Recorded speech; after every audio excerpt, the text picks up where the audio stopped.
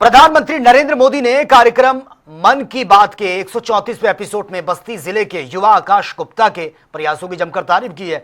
प्रधानमंत्री ने मनोरमा नदी को स्वच्छ बनाने के लिए चलाए जा रहे उनके अभियान को पूरे देश के लिए प्रेरणादायी बताया है। साथ ही पर्यावरण संरक्षण और जल संवर्धन की इसे प्रेरक पहल के लिए आभार भी जताया है। आप में से बहुत लोगों की नदी, तालाब और कुएं के पानी से जुड़ी यादें जरूर होगी। किसी को तालाब में तैरना याद होगा, किसी को दोस्तों के साथ तालाब किनारे खेलना, किसी को उस मिट्टी की खुशबू याद होगी। बचपन की ऐसी यादें जीवन भर मन में बसी रहती हैं। साथियों, ऐसी ही यादों को बचाने की एक प्रेरक गाथा उत्तर प्रदेश के बस्ती जिले से सामने आई है। बस्ती के आकाश गुप्ता अपने गांव की मनोरमा नदी को देखकर बहुत दुखी होते थे, क्योंकि जिस नदी को उन्होंने बचपन में साफ और जीवन देखा था, समय के साथ उस नदी में प्लास्टिक जमा होने लगा था, गंदगी बढ़ती चली जा रही थी। श्रीमान आकाश ने तय किया कि शिकायत नहीं करेंगे, एक नई शुरुआत करेंगे। शिकायत नहीं, शुरुआत मंत्र बन गया। उन्होंने अपने दोस्तों को साथ लिया। सिर्फ जाल था, फावड़ा था, टोकरी थी और सबसे बड़ी ताकत थी कुछ बदलने का संकल्प। ये युवा नदी में उतरते थे, जलकुंभ भी निकालते थे, प्लास्टिक और कचरा बाहर लाते थे। कई बार एक दिन में 50-60 किलो तक कचरा नदी से निकाला गया। धीरे धीरे मनोरमा नदी का वह हिस्सा फिर से साफ दिखने लगा। आसपास के लोगों का ध्यान भी इस काम की तरफ गया। लोगों में स्वच्छता को लेकर जागरूकता बढ़ी।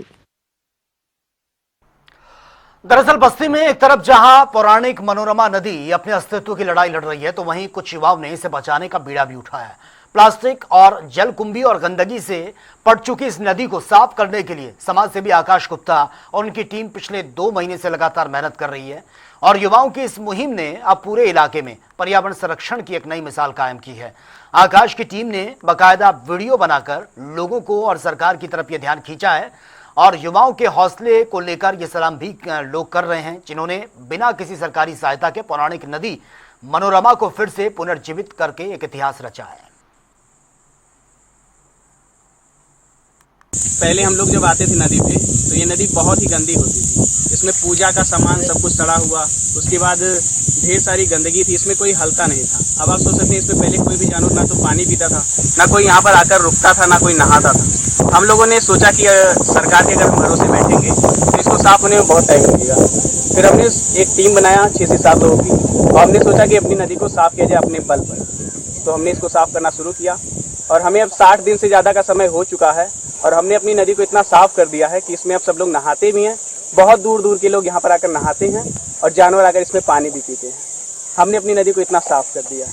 ये हमारी मनोरमा नदी है। हम लोग लगभग 2 महीने से सफाई कर रहे हैं इसका और यहाँ मतलब रोज़ कंटिन्यू एक भी दिन हम लोग गैप नहीं कर रहे हैं। सफाई चलता रहा है हमारा। आज भी हमें मतलब कहीं जाना भी है, लेकिन हम लोग रोज़ ऐसे ही काम में। इसमें 7 लोग हैं टीम में हमारी। इसमें हमारे बड़े भाई आकाश भी हैं और विकास, सुरजीत मेरा नाम है, नितिन, बिट्टू, ये सब भी इसमें साथ हैं, छोटू भी है इसमें। और सूर्या हत्याकांड में 50,000 रुपए के इनामी आरोपी असद के एनकाउंटर के बाद मृतक सूर्या चौहान की मां का पहला रिएक्शन सामने आया है। जनता टीवी पर खास बातचीत में मृतक सूर्या की मां ने कहा, सीएम योगी, पीएम मोदी और अपने पुलिस डिपार्टमेंट को धन्यवाद करना चाहती हूं जो उन्होंने मेरी ये मांग पूरी की है। लेकिन अभी मांग पूरी नहीं हुई है। जो मेन आरोपी था वो मारा गया है और अभी 6 आरोपी और हैं, उनका भी एनकाउंटर होना चाहिए और सबके घरों पर बुलडोजर भी चलना चाहिए। वहीं परिवार से मिलने पहुंचे कैबिनेट मंत्री सुनील शर्मा ने कहा, सरकार की संवेदना इस परिवार के साथ है, कानून आरोपियों को सख्त सजा देने का काम कर रहा है। और आपको यह भी बता दें कि मामले में खोड़ा पुलिस टीम ने अभियोग में वांछित 3 अन्य आरोपियों को भी गिरफ्तार कर लिया है। सभी लोग, मैं भी, मेरी सरकार भी, माननीय योगी जी भी, हम सब लोग बहुत हमारी संवेदनाएं इस परिवार के साथ हैं और कानून अपना काम कर रहा है, कानून अपना काम करेगा, अपराधियों को सजा मिलेगी और कानून के अंतर्गत मिलेगी। देखिए, जो गाजियाबाद की घटना है उसमें हमारी सरकार ने इसका गंभीरता के साथ संज्ञान लिया था और पता चला है कि जो मुख्य अभियुक्त था वो पुलिस मुठभेड़ में मारा गया है और हर स्थिति में प्रदेश के लोगों को हम बेहतर से बेहतर कानून व्यवस्था देंगे और किसी को भी बख्शा नहीं जाएगा। हमारी सरकार जीरो टॉलरेंस की नीति पर काम करती है। हत्या और इस प्रकार की जघन्य हत्या का होना हमारे लिए, सबके लिए दुखद है और हमारी संवेदनाएं पीड़ित परिवार के साथ हैं और निश्चित रूप से जिन्होंने इस जघन्य हत्याकांड को अंजाम दिया है, सरकार उस पर निश्चित रूप से जो भी विधि सम्मत है कार्रवाई कर रही है और कार्रवाई सरकार ने की है। लेकिन निश्चित रूप से हम सब लोग पीड़ित परिवार के साथ हैं और हत्या जैसा दुखद घटनाक्रम नहीं होना चाहिए, इसका प्रयास सरकार हमारे लिए कर रही है। कानपुर देहात के पुखराया पहुंचे ज्योतिषपीठ के शंकराचार्य स्वामी अभिमुक्तेश्वरानंद सरस्वती ने गौ संरक्षण के मुद्दे पर केंद्र और राज्य सरकारों के साथ राजनीतिक दलों को भी तीखा हमला ये बोला है। उन्होंने कहा कि गौ माता की रक्षा की बात करना राजनीति नहीं है, बल्कि करोड़ों लोगों की आस्था, धर्म, संस्कृति की रक्षा का विषय है। उन्होंने कहा कि कुछ लोग गौ रक्षा की मांग को राजनीति से जोड़कर देख रहे हैं, जबकि गाय करोड़ों लोगों की आस्था, संस्कृति का केंद्र रहा है और गौ संरक्षण के लिए सभी को आगे आना चाहिए। जब हम गाय को माता कहते हैं तो हमारा वोट लेकर के बनी सरकार गाय को पशु किस आधार पर कहती है? क्या वो हमारे साथ न्याय कर रही है? हमारा वोट लेने के लिए आ जाते हैं और हमारी भावना की रक्षा नहीं करते हैं। हम गाय को पशु कहना गाय का अपमान समझते हैं और गाय का ही नहीं अपना खुद का भी अपमान समझते हैं कि हमारी माता को पशु कहा जा रहा है। इसलिए हमने कहा है कि जो हमारी माता को माता कह सके वही हमारे सामने आए, नहीं तो ना आए। बात यह है कि राजनीति जो लोग कह रहे हैं उनके दिमाग में विकृति आ चुकी है, क्योंकि अपनी जो आस्था का केंद्र है, अपनी जो भावना का केंद्र है, अपने जो धर्म संस्कृति का केंद्र है गाय, उसकी रक्षा की आवाज उठाना ये कब से राजनीति हो गई इस देश में? अपनी माँ की रक्षा करना राजनीति है। लखीमपुर खीरी के निघासन विधानसभा क्षेत्र में हर साल आने वाली बाढ़ से लोगों को भारी नुकसान उठाना पड़ता है। बाढ़ के कारण कई गांव जलमग्न हो जाते हैं, फसलें बर्बाद हो जाती हैं, ग्रामीणों का जनजीवन प्रभावित होता है। वहीं इस बार संभावित बाढ़ से पहले ही बचाव की तैयारियां तेज कर दी गई और इसी कड़ी में निघासन विधायक पटेल शशांक वर्मा ने बाढ़ सुरक्षा कार्यों का स्थलीय निरीक्षण, संबंधित अधिकारियों को आवश्यक दिशा निर्देश भी दिए हैं। 17 के बाद से लगातार बाढ़ का प्रभाव को कम करने के लिए लगातार हमारी सरकार के माध्यम से कई परियोजना हर साल बनते आ रही है। उसी का फल है कि आज हम देख रहे हैं कि किसानों की जमीन सुरक्षित है, किसानों के घर सुरक्षित है और जहां भी किसी समय पे हमें पता चलता है तो वहां पे हम लोग अपनी परियोजनाओं के माध्यम से उसको भी रोकथाम, कटान का रोकथाम करने का काम करते हैं, जिससे हमारे किसान भाई बंधु सुखी रहें। उसी ही लाइन में आज हम लोग यहाँ पे अपनी जितने भी क्षेत्र में जहां भी जरूरत है, जहां भी मांग थी, उसको देखने के लिए हमारे सिंचाई विभाग के सभी अधिकारीगण, एसई साहब, एडसेन और सभी जो भी जहां डिफरेंट डिपार्टमेंट, डिफरेंट डिवीजन के थे, वो सब लोगों ने साथ में मिलकर आज भ्रमण किया। इस तरह का भ्रमण हमारे हमेशा चलता रहता है और हम लोग हमेशा किस प्रकार से अपनी अच्छी से अच्छी परियोजना बन सके, इसके लिए हम लोग प्रयास करते हैं। नोएडा अंतर्राष्ट्रीय हवाई अड्डा पहली झलक में कांच और स्टील से बना प्रौद्योगिक आधारित एक अत्याधुनिक परिसर लगता है, लेकिन हवाई अड्डा परिसर के अंदर की झलक अलग छवि उभार कर सामने लाती है। आखिर क्या है पूरी इसकी खासियत, जानने के लिए देखिए रिपोर्ट। कांच, स्टील और टेक्नोलॉजी।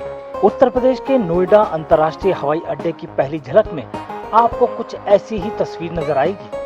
हालांकि जैसे ही आप अंदर कदम रखते हैं, टर्मिनल की एक और पहचान सामने आती है। एक ऐसी पहचान जो मशहूर कलाकार परेश मैती की कलाकृतियों के जरिए भारत और उत्तर प्रदेश की कला संस्कृति और भावना में गहराई से रची बसी है। नोएडा अंतर्राष्ट्रीय हवाई अड्डा अब 15 जून को अपनी पहली उड़ान के लिए तैयार हो रहा है। ऐसे में मैती की 2 विशाल कलाकृतियां नए टर्मिनल के सांस्कृतिक केंद्र बिंदु के रूप में उभर रही हैं। चेक इन के तुरंत बाद यात्रियों का स्वागत जागृति द्वारा किया जाएगा।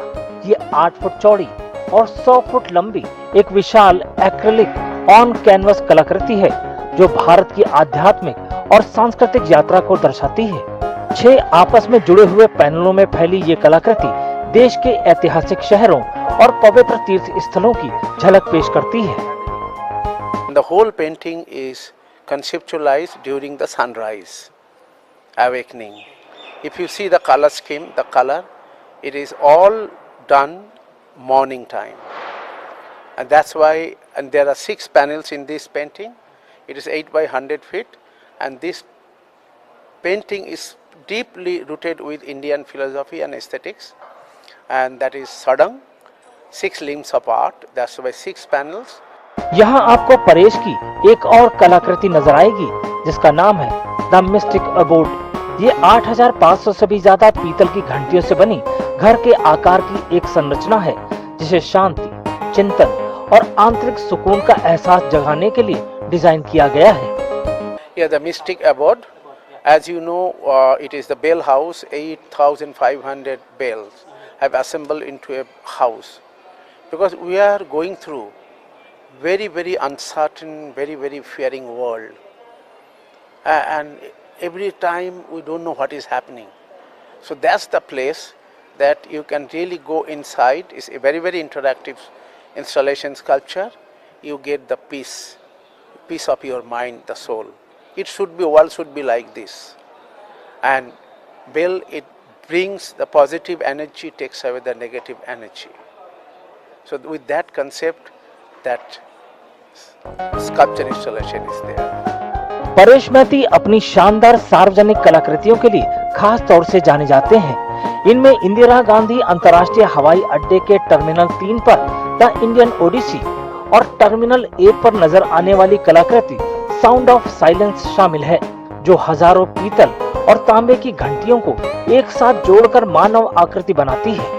पद्मश्री से सम्मानित 61 साल के कलाकार परेश मैती के लिए वाराणसी जिंदगी भर प्रेरणा का स्रोत रहा है। उनका कहना है कि पिछले 4 दशकों में इसके घाटों की हर यात्रा ने एक नया दृष्टिकोण सामने रखा है। One life is not enough because one place you sit in the ghat. I have been more than 100 times. Last 42 years I have been going.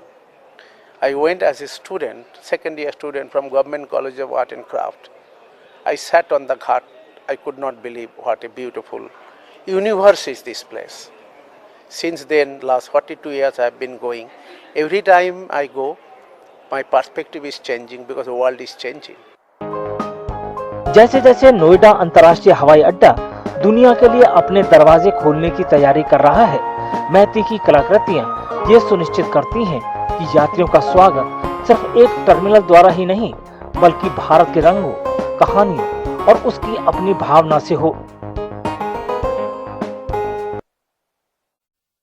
मौसम विभाग की ओर से जारी आगामी खराब मौसम के अलर्ट को देखते हुए वरिष्ठ पुलिस अधीक्षक के निर्देश पर पुलिस जागरूकता अभियान ये चला रही है। डायर 112 की पीआरवी गाड़ियां और साथ ही ग्रामीण और शहरी क्षेत्रों में लगातार ये गश्त हो रही है। एक लाउड स्पीकर के माध्यम से लोगों को सतर्क रहने की अपील की जा रही है। पुलिसकर्मी लोगों को तेज आंधी, तूफान और भारी बारिश, बिजली गिरने, ओलावृष्टि के दौरान घरों से अनावश्यक बाहर ना निकलने, पेड़ों, जर्जर भवनों और बिजली के खंभों से दूर रहने की सलाह दी रही है। आपको बता दें कि बीते दिनों आई बारिश के कारण काफी नुकसान हुआ था और साथ ही 2 श्रद्धालुओं की मौत की खबर भी थी।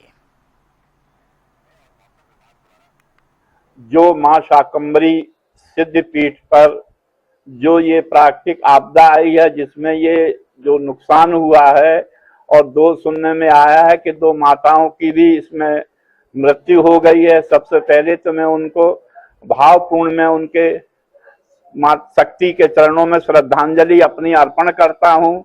और ये बहुत बड़ी प्राकृतिक आपदा आई है और रात को 12:30 बजे यहाँ ऐसा कोहराम मचा कि मैं जब बाहर निकला तो मैंने देखा कि ट्रैक्टर बहक जा रहे हैं, लोग चिल्ला रहे हैं मोटरसाइकिलें बह गई, कई ट्रैक्टर बह गए।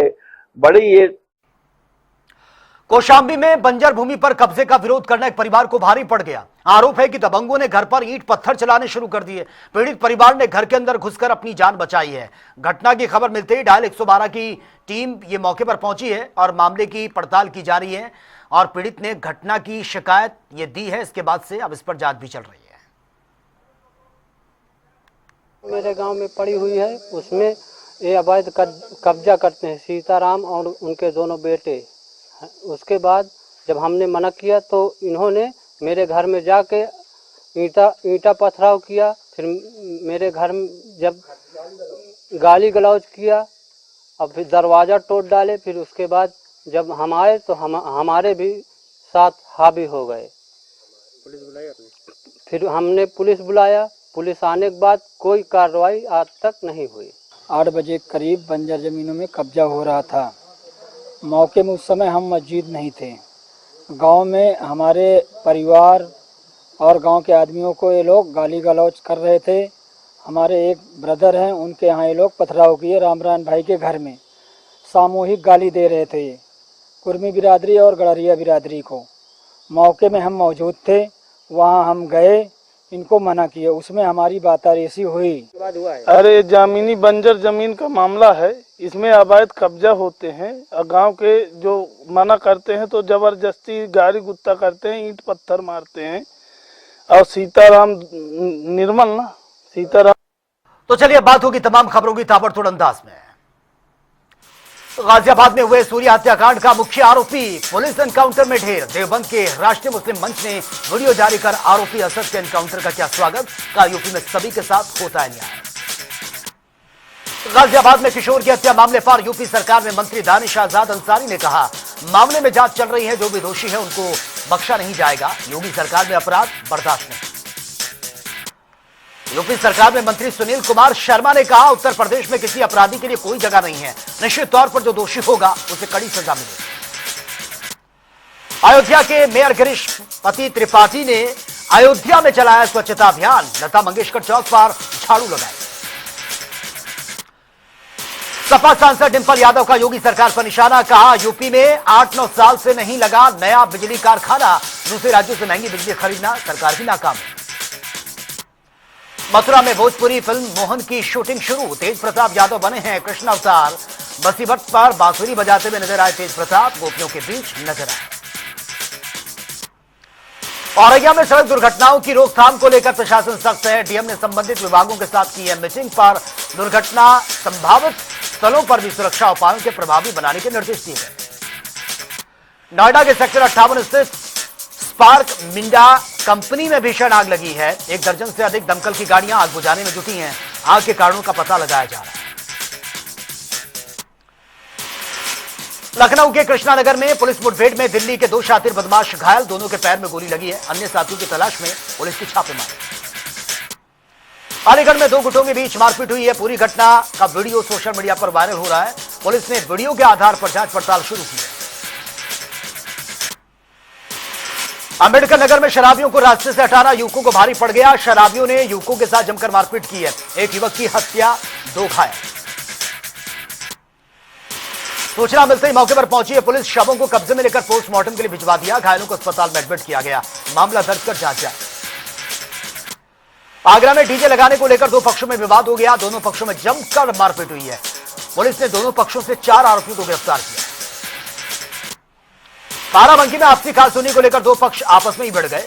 जमकर लाठी डंडे चले। मारपीट में दोनों पक्षों के 4 लोग घायल बताए जा रहे।